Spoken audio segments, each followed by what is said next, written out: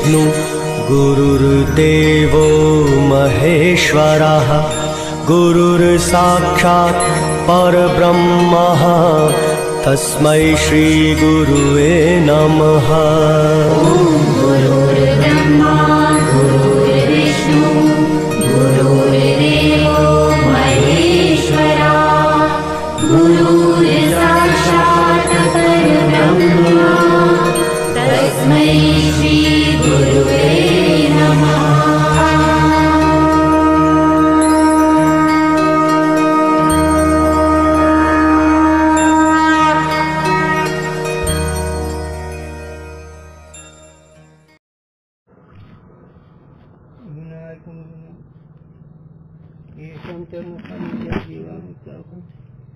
साकरे सुख्यातम ज्ञानदान पराय विनायकम गुरु ज्ञान प्रताप आज ज्ञानेश्वर भगवान होती श्रीरघुनाथ गुराय नमस्ते।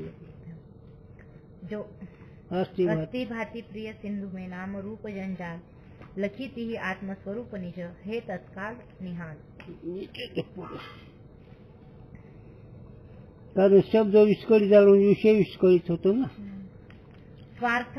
स्वार्थानुमिति और अनुमान का स्वरूप। स्वार्थ अनुमिति आणि अनुमानाचं स्वरूप। अनुमान हे प्रमाण त्याचं स्वरूप। अनुमिति स्वार्थ अनुमिति म्हणजे स्वतःचा अनुभव आलं त्याला स्वार्थ अनुमिति म्हणा। याते व्याप्ती का अनुभव करण है म्हणून व्याप्तीचा अनुभव हे करण आहे साधन आहे। व्याप्ती कशाला म्हणायचं आज्ञेची व्याप्ती धुमान। हा बस हे पक्क विसरायचं नाही। मी जरी विसरलो तर चालेल।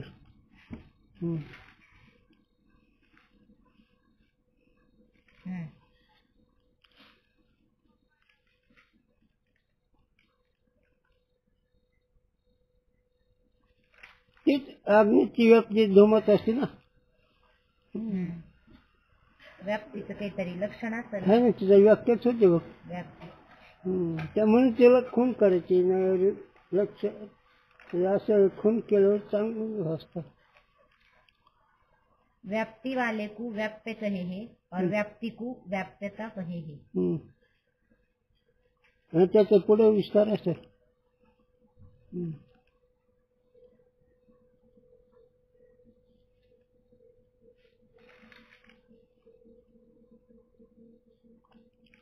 व्याप्य धूम नंतर याते व्याप्ति का अनुभव करण है व्याप्ति की स्मृति व्यापार है।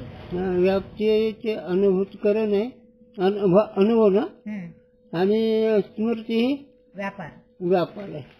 यह पक्ष निर्दोष है। हा पक्ष निर्दोष आहे असं त्यांचं म्हणणं आहे।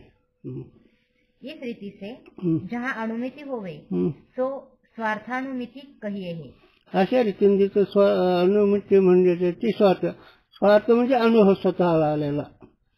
स्मृती कुणाला असते ज्याच्याला मग ज्याच्याला त्या स्मृतीद्वारे अनुमिती झाली ती स्वार्थ अनुमिती।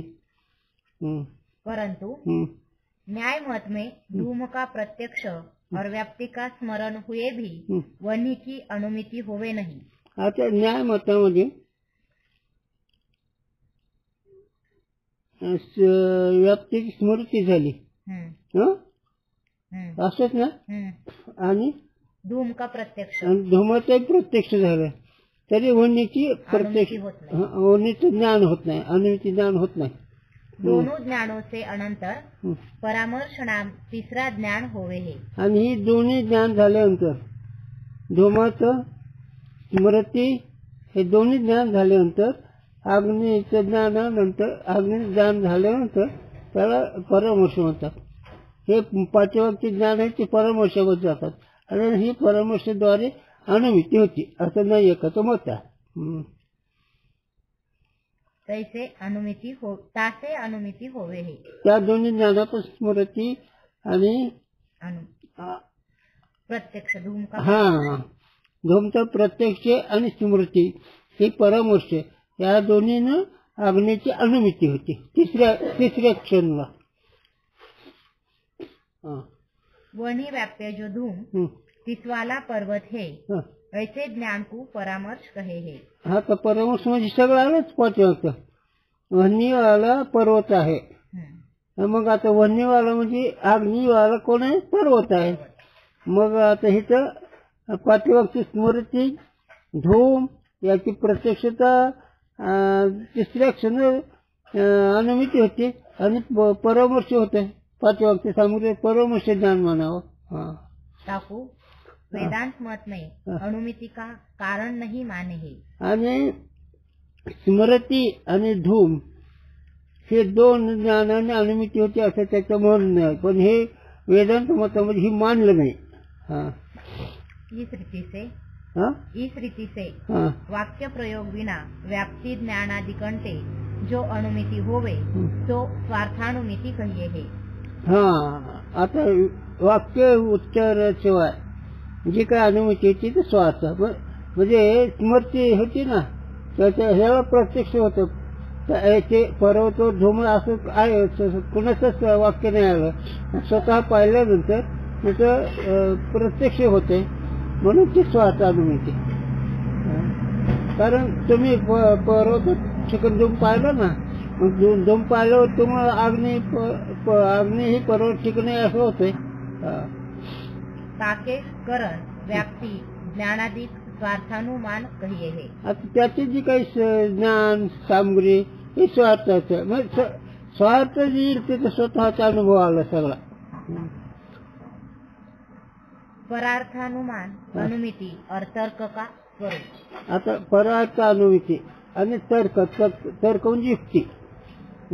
चला जहाँ दो का विवाद होवे एक पुरुष कहे पर्वत में वनी अनुमान प्रमाण से निर्णित है एक कहे नहीं है तहाँ वनी निश्चय वाला पुरुष अपने प्रतिवादी की शंका निवृत्ति वास्ते वाक्य प्रयोग करे है ताकू परार्थानुमान कहे है. बस आहे का नाही.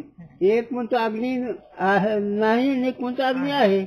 मग आता अग्नी आहे असा म्हणणारा तो त्याला सांगतो ना म्हणजे वाक्याचा उच्चार करतो. वाक्याचा उच्चार कसा केला वन्यमान पर्वत हा असं ज्यावेळेस वाक्याचा उच्चार केला जातो त्याला त्याच्याकडून जी दुसऱ्याला ज्ञान होतं ती परार्थानुमिती.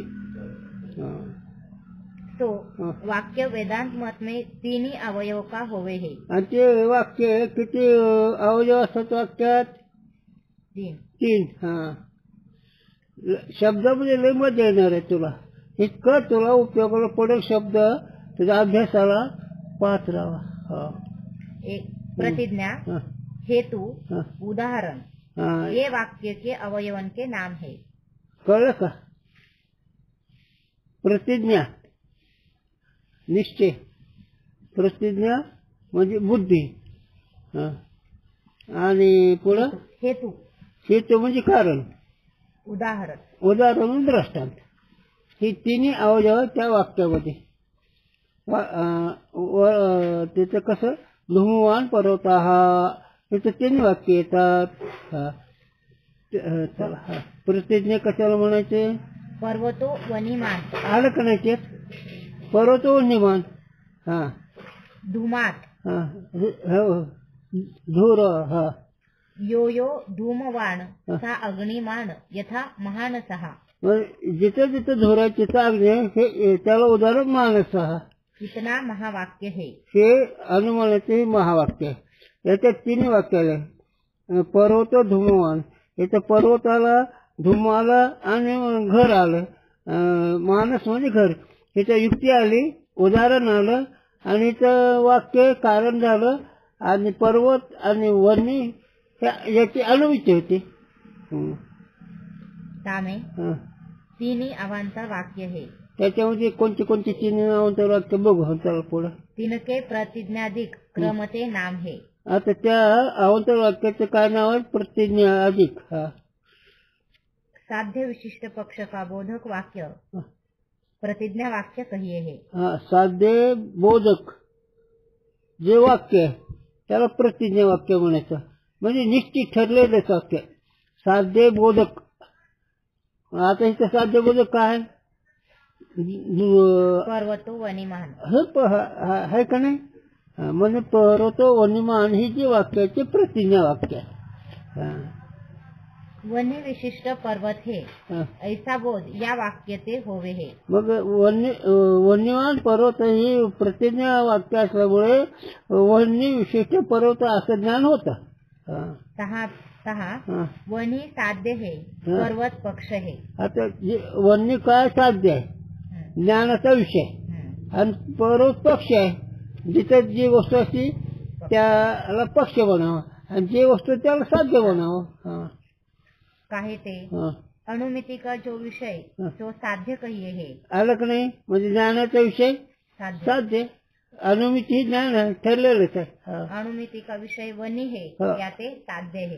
अनुमितीचा म्हणजे अनुमिती या ज्ञानाचा विषय अग्नी आहे म्हणजे साध्य आहे. यद्यपि पर्वतो वनिमान ऐसी अनुमिती होवे हे. जरी पर्वत वन्यमान असे जर अनुमिती झाले, असं जरी ज्ञान झालं तरी ताका विषय पर्वत भी हे. त्याचा विषय अग्निमान पर्वत याचा मग पर्वतीचा विषय आला त्याच्यात अनुमितीमध्ये. सो भी साध्य कहा चाहिए. मग त्याला साध्य म्हणायला पाहिजे. तथापि अर्धी शंका असते. यद्यपि जिथे तिथे अर्धी शंका असते आणि तथापि त्याचं समाधान असतं. तथापि वेदांत मत में पर्वतो वनिमान यह ज्ञान तो एक ही है. आणि पर्वत वन्यमान ही जी ज्ञान आहे त्यात फरक नाही, एक ज्ञान आहे. परंतु पर्वत अंश में इंद्रिय जन्य है और वन्य अंश में धूम ज्ञान रूप अनुमान जन्य है ना. आता प्रत्यक्षामध्ये इथे काय पर्वत आहे आणि अग्नीचं ज्ञान धुमावरून होतं. अनुमान धुमावरून अनुमान केलं जातं ना.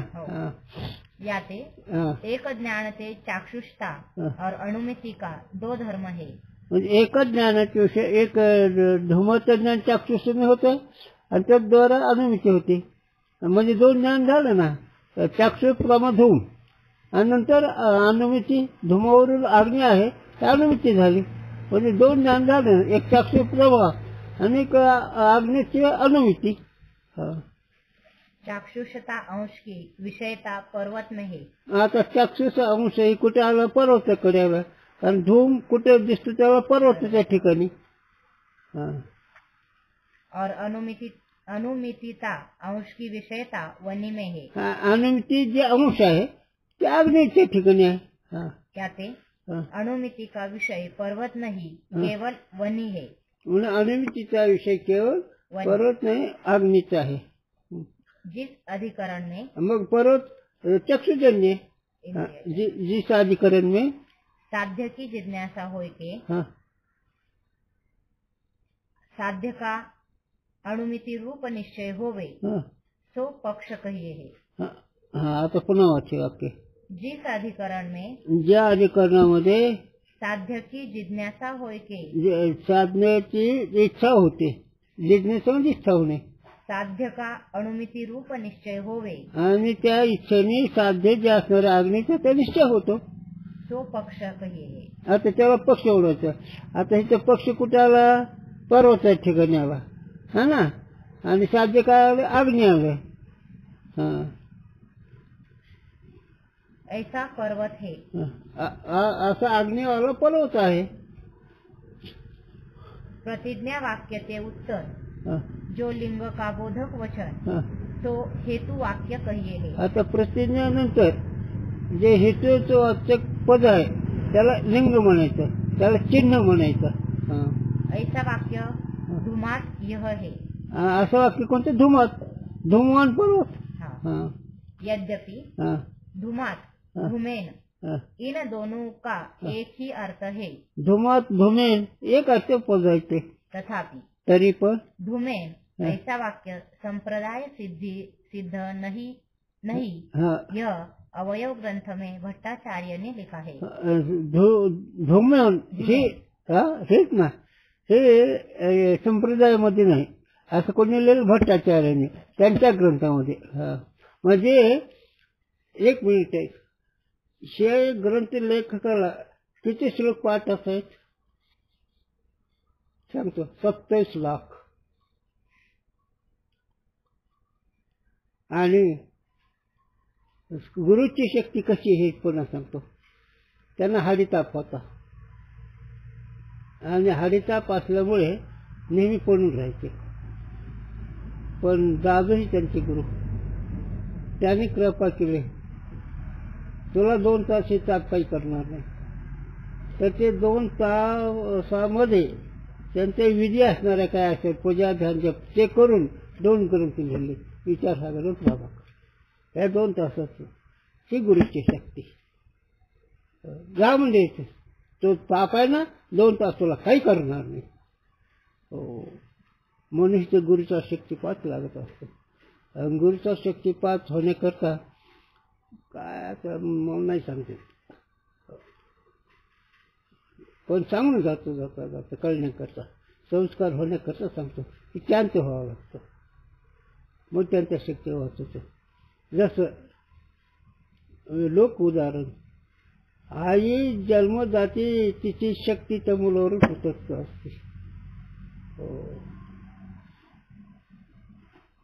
जिने जन्म दिला त्या आईची शक्ती त्या मुलं राहतीच. असं एक वर्ग. बाकीचे नको विषय सांगायला. तसं त्यांचं झाल्यावर त्यांची शक्ती राहते. मग प्रवृत्ती म्हणजे शीची आई हे पूज्य भरणात तीर्थाच्या ठिकाणी लिहिले माऊलीनं. माता पित्रा देखील तीर्थाचे धुरे.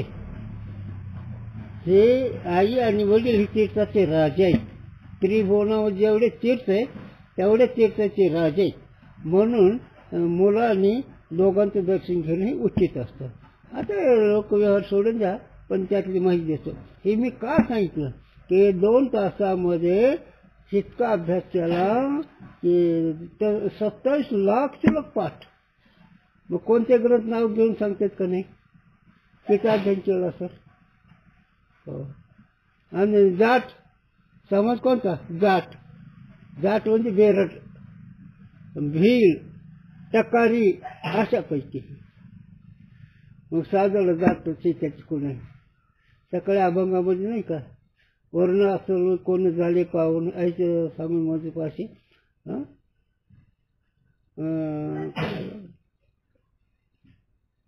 आता एक नाही ते चरण आहे ते भक्ताला जात नाही असं चरण आहे. पण वाटतं जातीनं पोचले साधू की पोचले जे ज्ञान. चला विषय लांबला. म्हणून कोणत्या आचार्य नाव घेतलं? भट्टाचार्यांनी त्यावेळेचा विचार त्यांनी आपल्या ग्रंथामध्ये केलाय.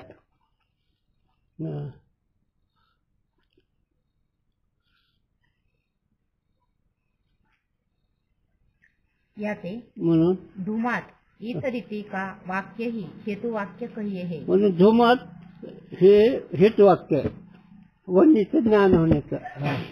हेतु साध्य का सहचार बोधक जो दृष्टांत प्रतिपादक वचन तो उदाहरण वाक्य कहिए. हो. आता प्रतिपादक जे असतंय युक्ती ते हेतू साध्य होण्याकरता जे उदाहरण दिलेलं जातं त्याला उदाहरण म्हणायचं. वादी प्रतिवादी का जहाँ विवाद न होवे किंतु दोनों का निर्णित अर्थ जहाँ होवे सो दृष्टांत कहिए है. हा का नाही. आता दर्शन जाऊन कोणाचा वादच नाही, विचार करायची गरज नाही ना. आता धुमात हे म्हणल्यानंतर किंवा माणूस घर म्हणल्यानंतर माणूस घर उदाहरण झालं की नाही, मग त्याचं काही वाद गरजच नाही. ऐसा महानस है आलं का तेच असं घर आहे. इस रीति से प्रतिज्ञा अधिक 3 के समुदाय रूप महावाक्य ते विवाद की निवृत्ती होवे है. अशा रीतीनं महावाक्याच्या विचाराने वाद नाही होता, चर्चा नाहीशी होते, अनुभव येतो. वाद म्हणजे चर्चा. जो महावाक्य सुनी के भी आग्रह करे महान साधिकान विषय तो वनी का सहचारी धूम है और पर्वत में वनी का व्यभिचारी धूम है. याते पर्वत में धूम है वनी नहीं है हाँ, ऐसा प्रतिवादी आग्रह करे अथवा व्यभिचार की शंका होवे हाँ। तो तर्क से आग्रह और शंका की निवृत्ती होवे है। हो ते शंका घेत अहो पर्वत ठिकाणी धूम नाही किंवा जिथं धूम आहे तिथं अग्नी नाही असं जर आहे काही ठिकाणी नुसतं धुरही राहतो नुसतं अग्नी राहतो. जर जिथं पर्वत तिथं अग्नी नाही धूमच आहे किंवा जिथं अग्नी तिथं धूमच नाही असं जर त्याचा आग्रह असेल तर त्याला उदाहरण दिलं जातं. कोणतं माणसाचं माणूस घर मग ते उदाहरण त्याला कळतं.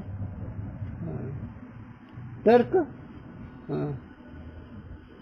अनिष्ट आपादन को तर्क कहे है. हे वाक्य विसरायचं नाही कधी.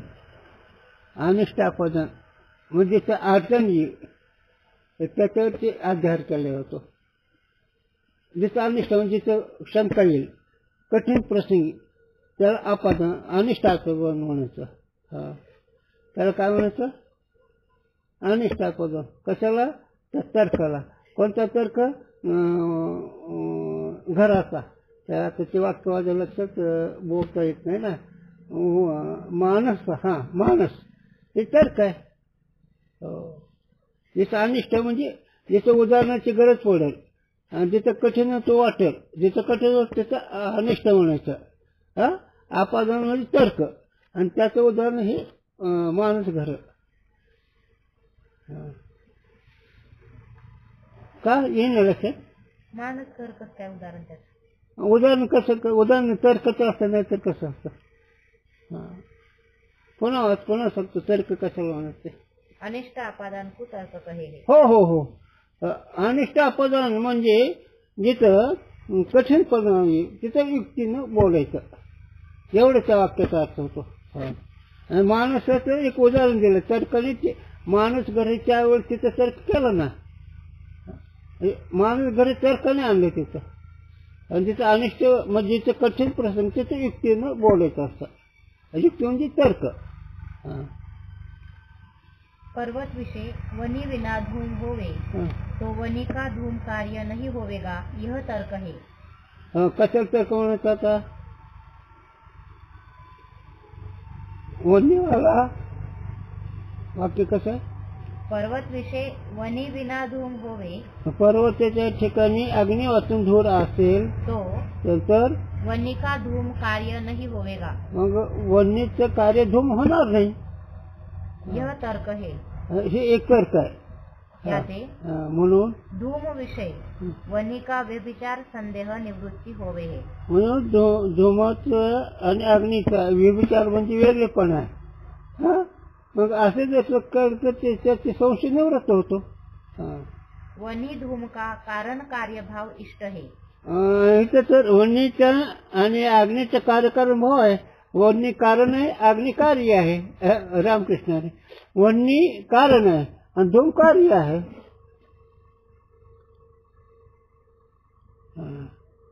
का कार्यकारण भाव वनी कारण वन्नीचा पुढं वनी धूम का कारण कार्यभाव इष्ट है. आणि मग ते सांगतो मी तुम्हाला वन्नी आणि धूम याच्यामध्ये कार्यकारण भाव योग्य आहे. कारण कोण वन्नी कार्य काय धूम आहे. मग इथं कार्यकारण भाव जे आहे तो इष्ट आहे म्हणजे योग्य आहे. अग्नी हे धूमाचं कारण आहे. धूम हे कार्य आहे. मग इथं कार्यकारण भाव योग्य आहे. आणि तिथं अग्नी नाही नुसतं धूरच आहे का नाही. तिचा विविचारपणा आला. मग तिचा विचार होणं चर्चा करता मग तिथं तर्क करावा लागतो. तर हिचं अनिष्ट खूप काय मग अनिष्ट आपादन कठीणला मग त्याला उदाहरण द्यावं लागतं अटकलीनं. ताका अभाव अनिष्ट है.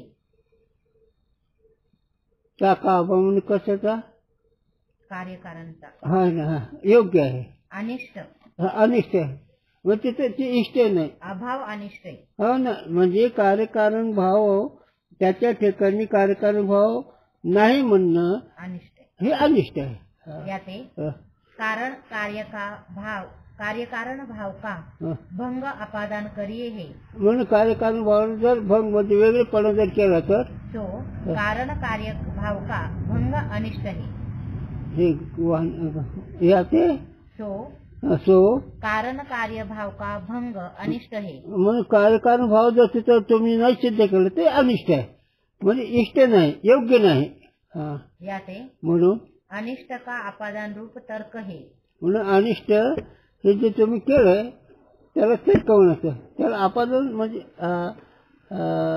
अनिष्ट जे युक्ती आहे त्याला अपादान म्हणायचं या तर्क से प्रतिवादी की और शंका की निवृत्ती होवे है अशा रीतीनं आता जे आम्ही चिंतन सांगितलं त्याच चिंतनाने अनिष्ट जे असणारे तर्क होते ते तर्क नाही होतो काहे ते कारण वनी धूमका कारण कार्यभाव दोनों को इष्ट है आणि जो वनीत आणि अग्नीत कार्यकारण भाव दोघांना मान्य आहे ताका भंग दोनों को अनिष्ट है आणि त्याचं तिथं वेगळेपणा आहे म्हणणं हे दोघांना अनिष्ट आहे म्हणजे मान्य नाही वनी का व्यभिचार धूम में कहे तो अनिष्ट की सिद्धी होवेगी वनीच्या ठिकाणी धुमाचा व्यभिचार जर वेगळेपणा मानला तर अनिष्ट म्हणले जाईल ताके भयते त्या भेटीनं त्या अनिष्टानं वनी का व्यभिचारी धूम है यह वार्ता प्रतिवादी कहे नहीं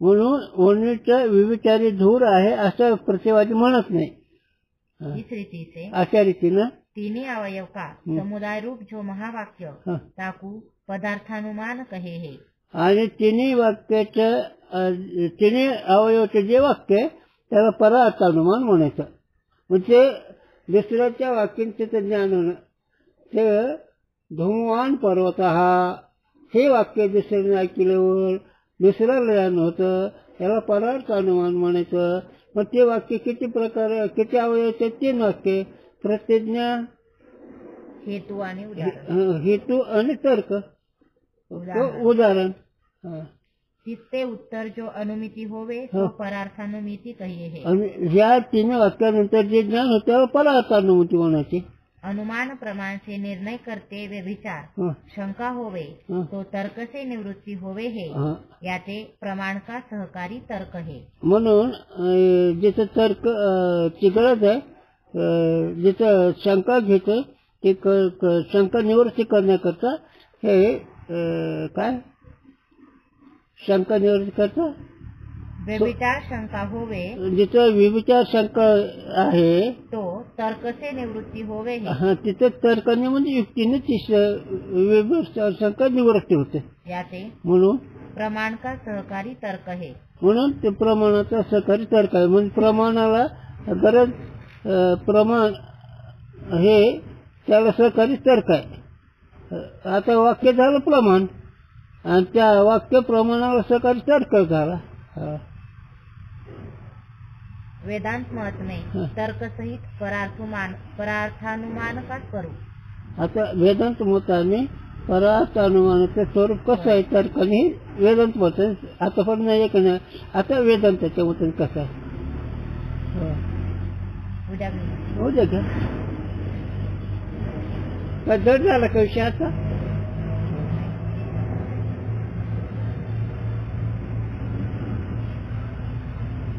आता काही धावचे हे आवृत्ती करायची पुन्हा विचारपूर्वक करतो म्हणे हे झाल्यानंतर आता तुझ्यावरती जास्त अभ्यास आहे आणि जास्त जमल तेवढे लक्षात ठेव आणि तिथं संशय वाटतं तिथे थांबतच जा म्हणजे माझं वाक्य रचना कधी बरोबर येते कधी बरोबर येत नाही त्याच्यामुळे तुम्हाला ते बरोबर लक्ष येत नाही पण ज्यावेळेस वाक्य बरोबर येईल सांगण्यात त्यावेळेस तुम्हाला पटतंय एखाद्या वेळेस माझ्या वाक्याची बरोबर रचना येत नाही पण ते अनुभव असल्यामुळे ते वाक्य आम्ही कसे म्हणलो असतो पण तुम्हाला पाठ पद्धतीनं वाक्य विषय योग्य दृष्टीनं चाललं पाहिजे आणि त्या वाक्याचा अर्थ योग्य दृष्टीनं कळलं पाहिजे म्हणजे ती फिट बसत आहे